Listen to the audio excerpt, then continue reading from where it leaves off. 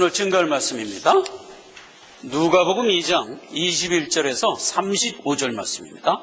할례할 8일이 되매 그 이름을 예수라 하니 곧 수태하기 전에 천사의 일컬음 바로라. 모세의 법대로 결례의 날이 참에 아기를 데리고 예루살렘에 올라가니 이는 주의 율법에 쓴 바 첫 해에 처음 난 남자마다 주의 거룩한 자라 하리라 한 대로 아기를 주께 드리고 또 주의 율법에 말씀하신 대로 비둘기 한 쌍이나 혹 어린 반구 둘로 제사하려 함이라.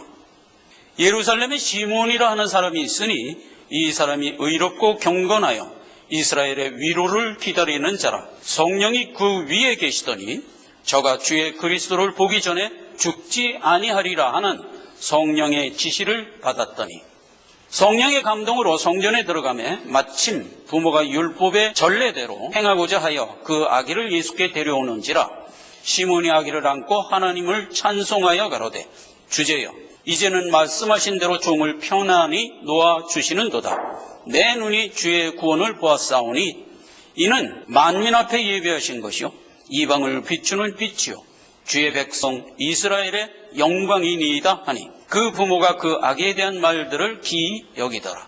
시몬이 저에게 축복하고 그 모친 마리아에게 일러 가로되 보라 이 아이는 이스라엘 중 많은 사람의 폐하고 흥함을 위하여 비방받는 표적이 되기 위하여 셈을 입었고 또 칼이 내 마음을 찌르듯 하리라. 이는 여러 사람의 마음의 생각을 드러내려 함이니라 하였더라. 아멘. 흥하고 패하는 자의 표적.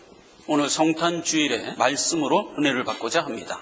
보통 이제 성탄절 기록된 말씀을 보면 하나님의 섭리를 따라 하늘에 계신 말씀 하나님이 마리아의 태를 빌려서 탄생하는 과정이 이렇게 기록되어 있어요. 보통 그게 이제 성탄절 기록들이죠. 그런데 오늘 기록은 그렇게 태어난 아기 예수님을 마리아하고 요셉 부모가 난 지 8일 만에 안고 성전에 가서 율법대로 결례를 행하고 시몬이라는 선지자 입을 통해서 아기 예수에 대한 예언이 기록된 말씀이에요. 오늘 이 말씀을 가지고 성탄절 은혜를 받고자 합니다. 요셉과 마리아 부부가 아기를 낳는데 성령의 지시함을 따라 그 이름을 예수라 하라. 이렇게 해서 이름을 예수로 졌어요. 예수 그러면 성경에서는 아주 독특한 이름입니다. 민수기 14장에 보면 여호수아라는 말로도 기록이 되어 있고요. 신명기 22장에 보면 호세아, 요나서 2장 9절에 보면 요나라는 말로 기록되어 있어요. 그런데 이 말들이 다 예수라는 의미의 말입니다. 예수 그러면 하나님이 우리를 구원하신다라는 의미죠. 그런데 이 예수라는 이름, 이 기록은 이사야서 7장 14절에 처녀가 아기를 낳으리니 그 이름을 임마누엘이라 하라. 임마누엘 그러면 하나님이 우리와 함께 하신다 이런 뜻이잖아요. 그리고 이제 신약에 와서 그 임마누엘에 대한 이름을 예수라고 다시 기록해 준 거거든요. 하나님이 우리를 구원하신다라는 의미단 말이에요. 임마누엘 하나님이 우리와 함께 하신다라는 이름을 구약에 줬고 신약에 와서 구원자 예수라는 이름으로 우리에게 다시 준 거예요. 여러분 하나님이 우리와 함께 할 수 있나요? 없어요. 하나님은 영이시고 우리는 아직은 육이기 때문에 대면하여 만날 수가 없습니다.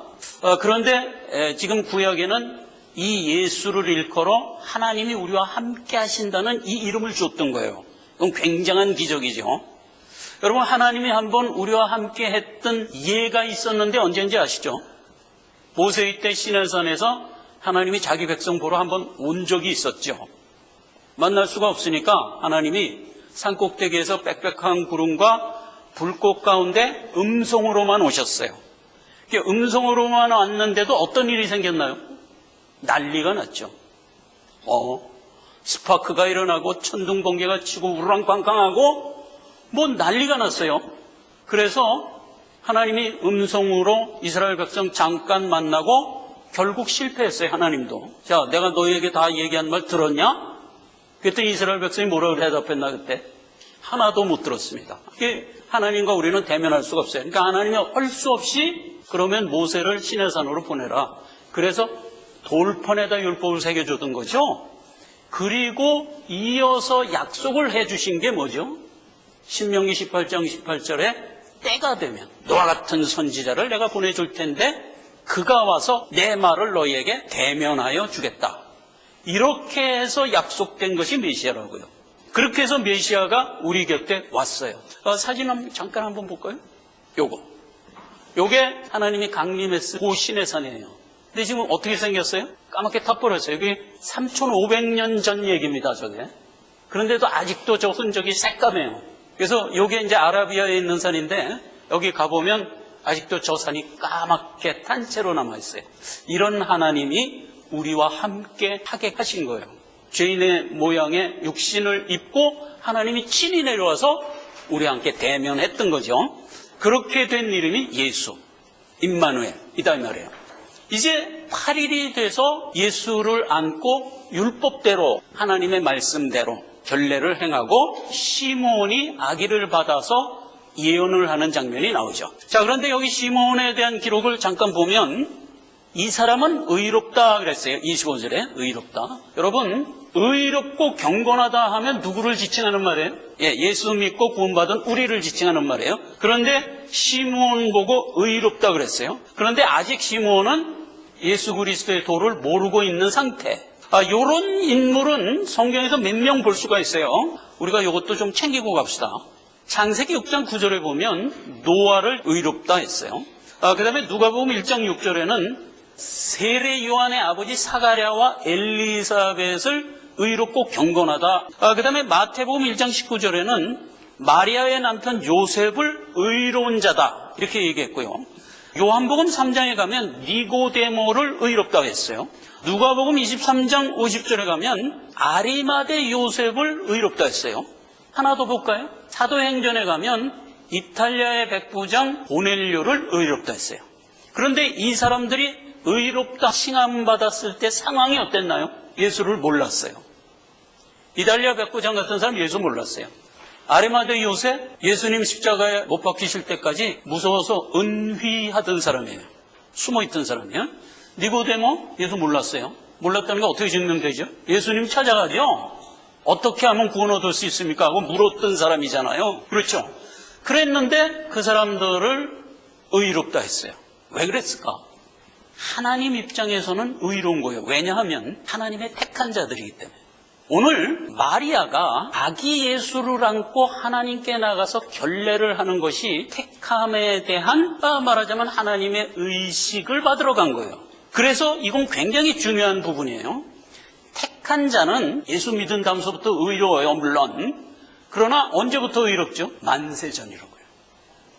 만세 전에 하나님의 의 중에 그 택한 자녀는 처음부터 있었죠.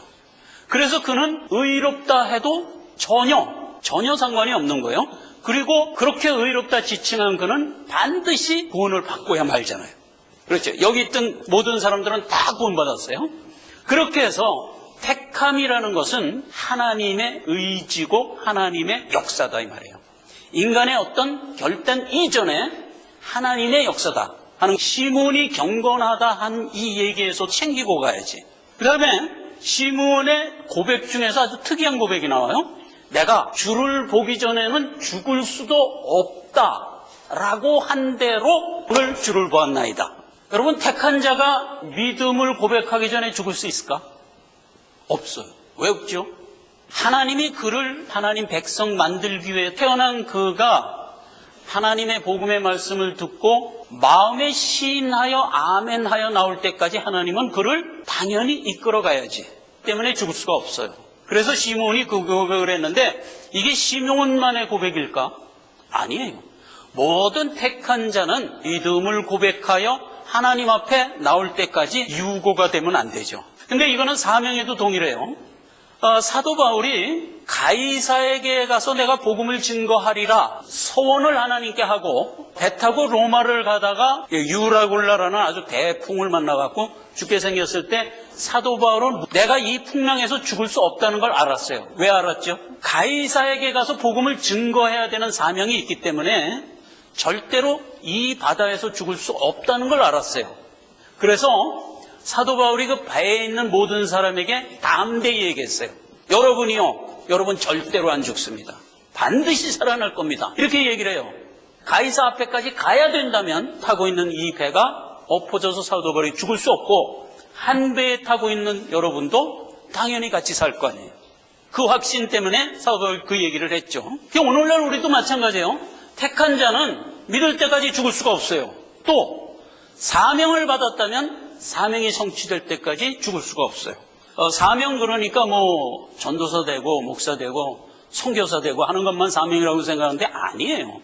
사도 바울의 사명은 뭐였어요? 가이사에 가서 복음 증거하는 거였죠. 복음 증거 선포. 모든 믿는 자는 하나님이 무슨 목적으로 세워주셨다고 베드로서에 돼 있죠? 하나님의 은혜를 선전하는 자 되게 하려고. 그러니까 구원과 관련된 기도 제목이 있습니까? 그 사람 꼭 구원 받아야 되는데 절대로 그거 성취될 때까지 이어갈 겁니다. 여러분들이 반드시 어떤 사명의 기도를 가지고 있으셔야 돼요. 내 가족 중에 누구도 될 수가 있고, 가까운 이웃과 친구 중에 누구도 될 수가 있고, 여기 사도 바울처럼 주변에 있는 어떤 원수 같은 사람 하나가 있는데 저 사람 꼭 구원받았으면 좋겠다 하는 기도 제목을 가질 수도 있어요. 이런 제목들을 될 수 있으면 많이 가지시고 살아간다면 더욱 그 삶이 형통하게 이어질 거잖아요. 그렇죠? 자, 그렇게 해서 이제 시므온이 아기 예수를 만나서 예언을 합니다. 두 가지 예언을 하죠. 하나는 비방의 표적이 되겠다. 또 하나는 칼 같은 말씀을 백성에게 전하겠다. 이 두 가지 얘기를 합니다. 마리아와 요셉 부부가 아기를 데리고 죽게 나가서 결례를 했는데 율법에 따라서 했어요. 그래서 하나님의 명을 따라서 난지 8일이 되면 할례 받아라. 그런데 이 하나님의 법은 예수님이 십자가에 못 박혀 죽고 난 이후에 율법은 폐기됐어요. 그럼 무엇이 대신됐나요? 세례.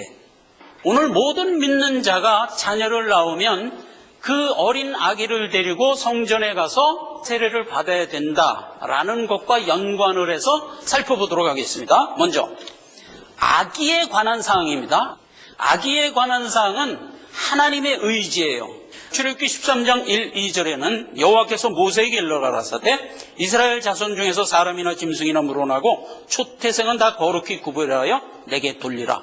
이는 내 것이니라. 누가 선언하는 거예요? 하나님이 선언하는 거예요. 이는 내 것이니라. 그런데 여기서 초태생 남자라고 그랬어요. 장자예요. 하나님이 선언하는 겁니다. 장자는 내 것이다. 장자라는 것은 무슨 의미일까요? 그 가문의 대를 이을 자를 장자라고 그래요. 대를 이을 자. 그러면 하나님 가문에서 대를 이을 자가 누구죠? 구약에서는 이걸 장자라고 표현했는데 원래 섭리의 대를 이을 자가 누구죠? 택자. 너무나 당연하죠. 택자, 택한 자. 하나님이 택한 자가 하나님의 구속 역사의 대를 이어서 어디까지 갈 거예요? 본향에까지 갈 거잖아요. 그러니까 여기서 초태생 남자 그러면 택자 모두를 의미하는 어휘예요. 그러니까 이 말을 듣고 아니 그러면 딸은 어떡하란 말이냐, 맞이 말고 둘째 셋째는 그러면 어떡하란 말이냐, 이런 의문을 가지시면 안 돼요.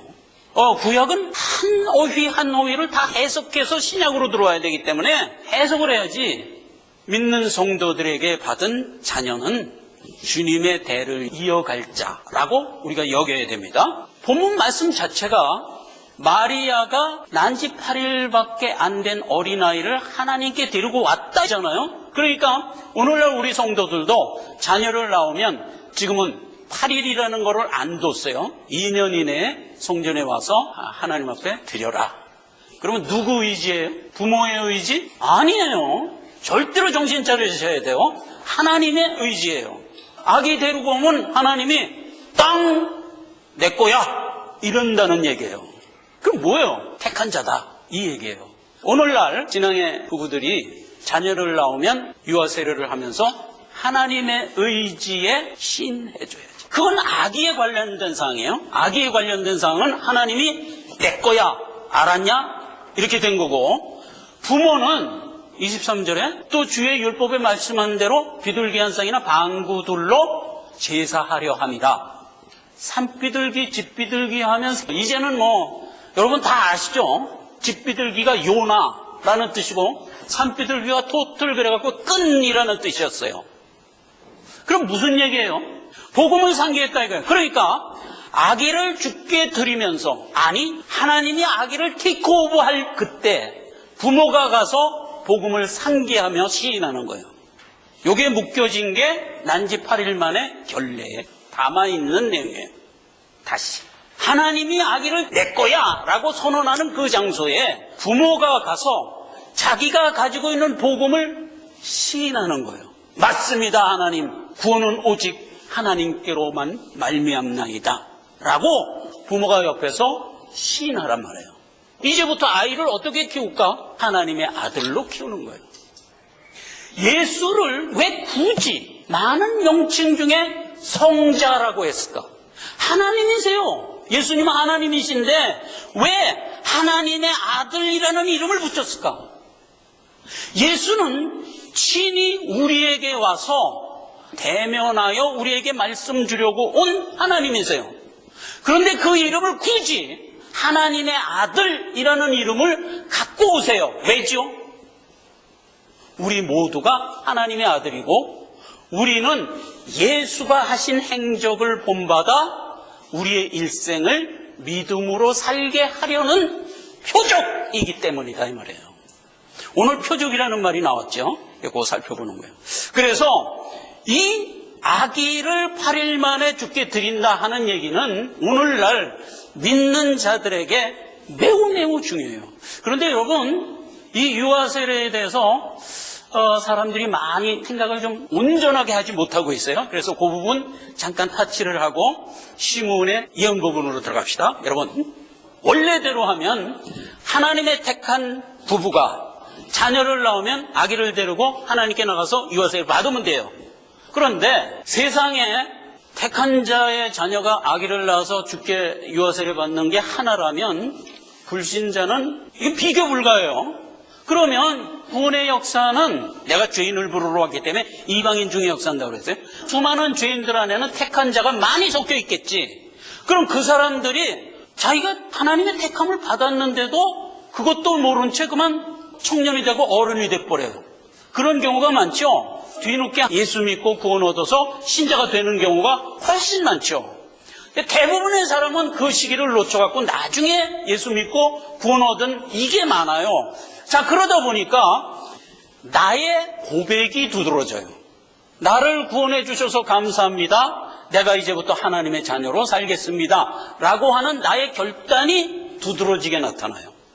아기 때는 유아 세례 때 두드러진 건 뭐죠? 하나님의 의지가 두드러졌지. 그런데 나중에 세례를 대부분 받다 보니까 내 결단이 두드러지는 거예요. 그게 뭐 틀렸다는 거 아니에요? 내가 내 의지를 시인하면서 주께 나와야지 마땅히. 그래야 되지만 원래 세례가 갖고 있는 의미가 쓱 트랜스포가 돼버렸다 이거예요.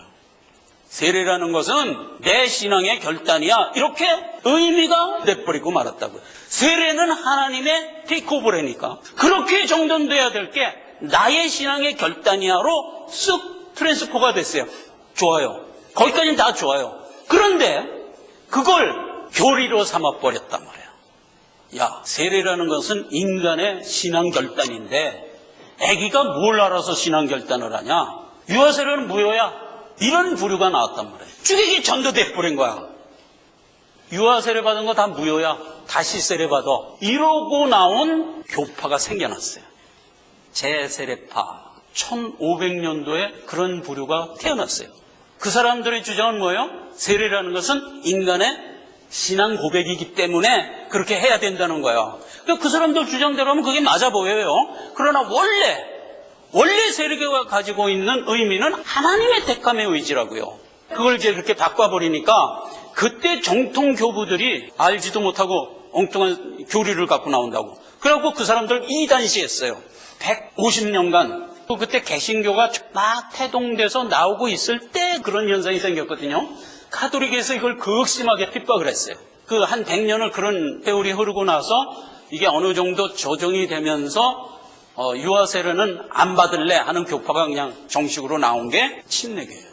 세례 그러면 난지 8일 만에 하나님의 명을 따라 나와서 하나님의 택함을 받으라 하는 의미를 정확하게 인식하고 살 줄 알아야 돼요.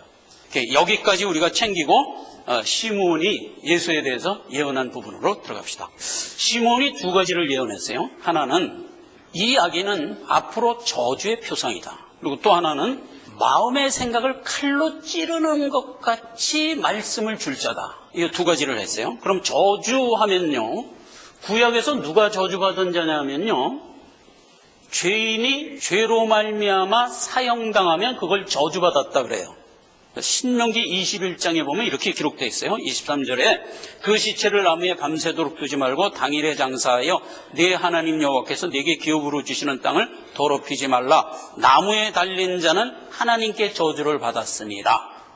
말하자면 재판을 걸쳐서 사형 언도를 받으면 나무에 달아서 죽였어요. 그러면 나무에 달아서 죽은 것은 저주받은 거야 라고 율법에 규정을 했기 때문에 나무에 달린 채로 밤을 지나게 하면 그 땅이 더러워질까 두려우니 내려라. 이렇게 된 규례예요. 이스라엘 백성들에게 나무에 달리면 저주예요. 그러면 당연하죠. 사형언도 받아서 오늘날로 말하면 교수형에 처해지면 그 저주죠. 구약에 그렇게 나무에 달려서 죽은 자들의 대표적인 예를 몇 가지 들어봅시다. 가나안을 정벌하러 들어가서 제일 먼저 여리고 다음에 아이성 침략하고 아이성 왕을 잡아서 나무에 달죠. 여호수아서 8장 29절에 그가 또 아이 왕을 저녁 때까지 나무에 달았다가 내렸더라. 그 다음에 여호수아서 10장 26절에는 그 후에 여호수아가 왕들을 다 쳐 죽여 나무에 메어 달고 석양까지 나무에 달린 채로 두었더라. 그래서 아모리 족속 5왕이에요. 그런데 여호수아의 이 유명한 전쟁 여러분 아시죠? 태양 붙들고 달 붙들고 우박 내려서 그 전쟁을 이긴 전쟁. 이게 대표적인 영적 전쟁이라고 그랬죠. 그럼 이 전쟁에서 5왕을 나무에 달았다 그래요. 그럼 5왕의 이름이 여호수아서 10장 3절에 이렇게 나와 있어요. 그 당시 예루살렘 성의 아도니세덱, 헤브론 성의 호암, 야르못 성의 비람, 라기스 성의 야비야, 에굴론 성의 드빌, 이렇게 갖고 5명을 달아요. 나무에 달린 5명의 이름의 뜻을 들어가 보고 제가 깜짝 놀랐어요. 예루살렘 성의 아도니세덱 그러면 공의대로라는 의미를 가진 이름이에요. 그 다음에 호함 그러면 탐심 이런 이름이에요. 그 다음에 야르못 성의 비람 그러면 난폭 폭력 행사하다 이런 뜻이고요. 라기스 성의 야비야 그러면 다 드러나다. 에굴론 성의 드빌 그러면 마침내 정복될 것 이런 뜻이에요. 그래서 이 얘기를 다 묶으면 하나님이 죄를 심판하는 것은 공의대로 심판하세요. 그렇죠? 탐심을 물리치게 하고 폭고를 물리치게 해서, 폭고는 뭐예요? 미움이죠. 원래 살인. 그런 죄를 공의대로 심판해서 이끌어가는데 그러한 죄를 다 드러나게 하신다고 하나님이. 죄가 숨겨진 채로 심판 안 해요. 전부 드러나게 해서 반드시 심판하고야 만다 말이에요. 이게 하나님이 구속사를 이끌어가면서 죄를 소멸하는 그 모습대로 세상의 모든 죄악은 저주를 받을 거야가 이 5왕이 나무에 달린 것에 그렇게 녹아있는 거예요. 그런데 이 이야기를 신약에 와서 갈라디아서 13장에 어떻게 얘기했는가를 보라 말이에요. 갈라디아서 3장 13절 그리스도께서 우리를 위하여 저주받은 바 되사 율법의 저주에서 우리를 속량하셨으니 기록된 바 나무에 달린 자마다 저주 아래 있는 자라 하였습니다. 예수가 오셔서 십자가에 달린 것은 저주받은 자의 표상으로 달린 거고 그 저주는 내 백성이 받아야 할 저주를 대신 받은 것이다. 이렇게 기록하고 있잖아요. 그래서 예수는 비방과 저주받을 자의 표적이 되리라 했던 시므온의 예언이 그대로 된 거예요. 실제로 예수님이 십자가에 못 박힐 때 바리새인들이 예수를 잡아오라고 하석을 껴서 보내죠. 근데 하석들이 가서 예수를 안 잡아 갖고 왔어. 그 하석을 힐문했어요. 잡아오라는 예수는 왜 안 잡아왔냐? 그랬더니 이들이 우리가 잡으려고 그랬더니요, 지금까지 그 사람처럼 얘기한 사람이 없습니다. 그래서 내가 못 잡아왔습니다. 이래버린 거야. 그때 대제사장 무리들이 그 하속을 욱박지르면서 한 소리가 뭐냐면, 그건 중요하니까 한번 읽어봅시다. 요한복음 7장 49절. 당국자들이나 바리새인 중에 그를 믿는 자가 있느냐? 율법을 알지 못하는 이 무리는 저주받은 자로다. 바리새인들이 예수를 율법을 모르는 자로 치부하고 예수는 저주받은 자라는 규정을 합니다. 그래서 이 예수를 붙들어서 빌라도에게 가져갔을 때 많은 사형의 방법이 있는데 굳이 십자가에 못 박아야 하겠나이다 하고 빌라도를 압박하죠. 그래서 결국 십자가에 못 박아 죽입니다. 예수는 저주받은 자야를 이스라엘 백성에게 각인시키고자 했던 거예요. 그래서 이 알량한 의도대로 예수는 십자가에 못 박혀 나무에 달려 저주받은 자의 표적이 돼서 죽습니다. 그런데 그것이 우리에게 구원이 됐다고요. 그렇게 하지 않았다면 우리가 받아야 될 저주를 속량할 길이 없었다고요. 예수가 와서 그 일을 함으로써 우리가 저주를 속량받고 깨끗게 된 거예요. 저주의 표상이 된 것이 우리를 구원했다 이 말이에요. 그게 하나. 또 하나는 칼이 내 마음을 찌르는 듯하리라 했어요. 여러분, 예수님은 우리를 구원했을 뿐만 아니라 우리를 성결케 하세요. 왜죠? 예수님의 성품 닮은 자로 우리의 인격을 만들어야 훗날 구사가 됐을 때 천성을 다스릴 자가 되니까. 그래서 우리를 성화의 여정 가운데 성결하게 해요. 바로 주께서 우리에게 주시는 말씀이 우리 안에 들어왔을 때 내 안에서 나를 청소한다고요. 히브리서 4장 12절입니다. 하나님의 말씀은 살았고 운동력이 있어 좌우의 어떤 날성관보다 예리하여 혼과 영과 관절과 골수를 찔러 쪼개기까지 하며 또 마음의 생각과 뜻을 감찰하시나니. 하나님의 말씀을 우리가 꾸준히 들으며 마음을 성결하게 가꾸며 이 길을 걸어가도록 하신다. 시몬이 예언한 대로 발자니라. 말씀을 맺습니다. 마리아와 요셉 부부가 난지 8일 된 아기 예수를 하나님께 드리는 결례를 했어요. 하나님의 명을 따라 했어요. 너는 내 것이야 라는 하나님의 의지를 성전에 와서 받았어요. 그리고 부모는 산비둘기 집비둘기 즉 복음을 시인하는 것으로 함께 했어요. 오늘날 많은 믿음의 본석들이 자녀를 낳습니다. 여러분, 내가 믿는 자녀면 나에게 선물로 준 아기는 하나님의 택한 자녀다라고 생각하는 것이 마땅한 겁니다. 우리는 누가 택함을 받고 택함받지 못했는가를 가시적으로 알 수가 없어요. 우리는 전혀 알 수가 없어요.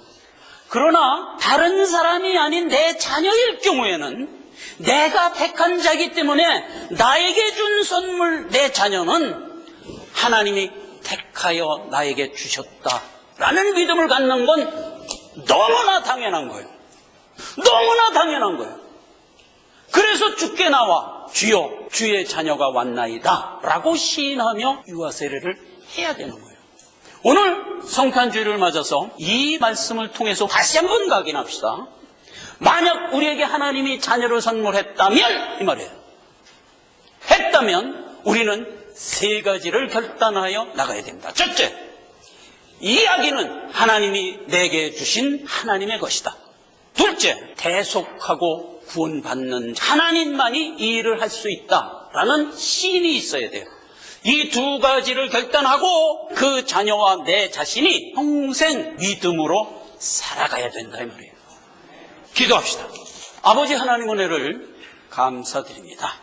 오늘 성탄주의를 맞아서 마리아의 결례 사건과 시몬의 예언 부분을 살펴보면서 우리가 얼마나 복된 자인가를 확인합니다. 하나님 은혜를 다시 한번 감사드립니다. 우리가 하나님의 택함을 통해서 삶을 살아갈 때에 부족한 것 채워주시고 우리의 신앙의 결단이 날마다 승하게 하시옵소서. 예수님의 이름으로 기도했습니다. 아멘.